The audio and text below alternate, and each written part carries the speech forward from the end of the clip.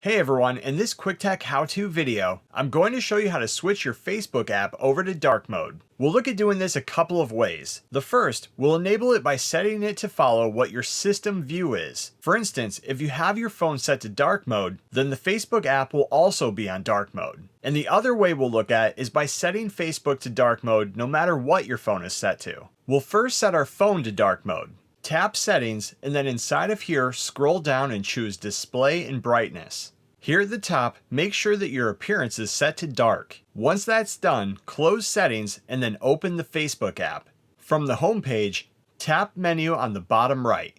Next, select the settings gear on the top right. Now in here, scroll down and then tap Dark Mode.